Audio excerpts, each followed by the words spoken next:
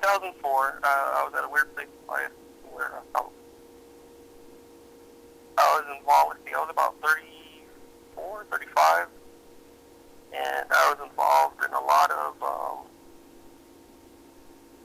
what I consider, mess now, but I was so-called, what you would say, a party animal, I guess. I was living in North Hollywood, pretty close to Hollywood, California, so I was always in Hollywood, partying at the clubs, or going out,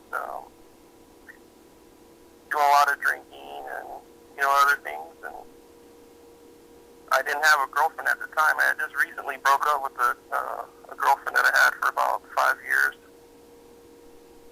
and I thought I was going to, just live my life pretty free after that. I was like, I worked at a company that was, how to say it, it was full of young females in the age, in the 20 to 25-year-old age bracket, which in my mindset at the time was kind of like, being a kid in a candy store. And it just created an environment where I could kind of just do the whole, I was trying to do the whole, like sex, drugs, rock and roll kind of thing, but it was more like sex, drugs, and hip-hop instead of rock and roll, so to say. I was heavily into what they call gangster rap. And I wasn't a gangster or trying to be hard or anything myself. It just happened to seem to be the kind of music that I like listening to. And I guess I was kind of like in the pursuit of self-happiness, and just leading a kind of hedonistic lifestyle. I was raised in the church. My parents were Christian. My grandma was a devout Christian, and I knew God, and knew who He was. And at the time, though, I just didn't think that I had to abide by any law or say any kind of influence. I wasn't allowing God to influence my life at all. I knew He was there, but I just figured He didn't really care what I did, or I didn't really care what I did at the time.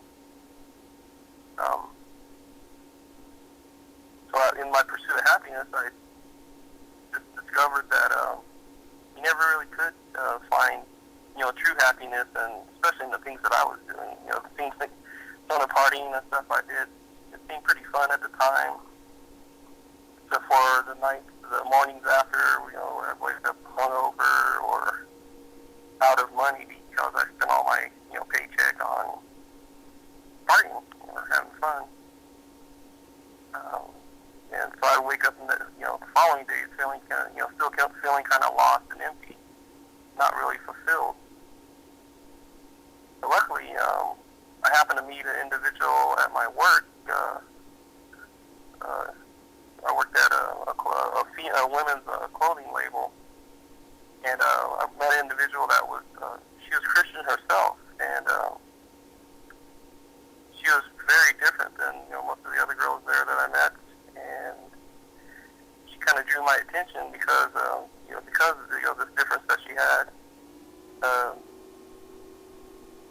I knew right away, she let it be known that she was Christian, and so we started hanging out, and, just talking to her, seemed to be pretty interesting. She didn't have the usual conversations that young girls had, and, she didn't really push church or, Jesus or God or anything on me, so to say, but, I could tell that her conversations would be, salted with her, like her Christian lifestyle. And eventually, after a couple of months, she got me to go to church with her. And I was kind of nervous and apprehensive at first because I hadn't been in church for about, say, 15 years. And I was under the notion that, because of the way I was living my life, that, either be zapped by lightning kind of afraid that everybody would just be staring down on me because, I was a sinner, and I figured that they would probably suspect that I was just trying to corrupt their, sweet church member that, was bringing me to church with her. But it was the exact opposite. When I got there, I didn't get struck by lightning, so I sat there and we listened to the sermon, and it was amazing. It was like the words that the pastor was teaching were it was weird. It was like I know other Christians say this too, but it's like the pastor was talking about me, or actually, like speaking to me as if he knew me. All the things that he was talking about, it's like I knew it wasn't possible for him to even know me, but it just seemed like he was, speaking on all kinds of things that were going on in my life at the time. And it was starting to open my eyes. I didn't feel like guilty or bad, so to say. It was just like he was speaking like life to me. And of course, it kept me interested. And so after church, I asked my friend more about the pastor of the church, and she had told me that he had actually used to be a crackhead and had actually been homeless, living on the streets of downtown Los Angeles. And I was like amazed because like the guy that I saw up there, he looked like he had everything going.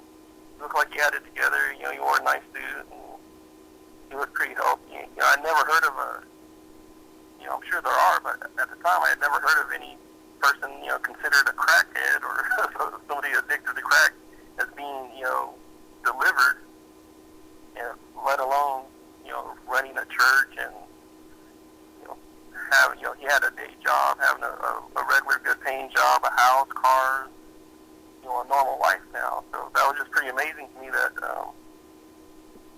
just seeing a person that had been a crack user and now had seemed to be a pretty nice and upstanding life. So, she invited me to come back again. So I went back the next Sunday and had pretty much the same experience. And, one thing I forgot to ask, whenever church was over and everybody was gathered around, either talking to the pastor or talking amongst themselves, everybody at the church, was very friendly and loving. And, I didn't feel... I felt a little apprehensive about going to church at first.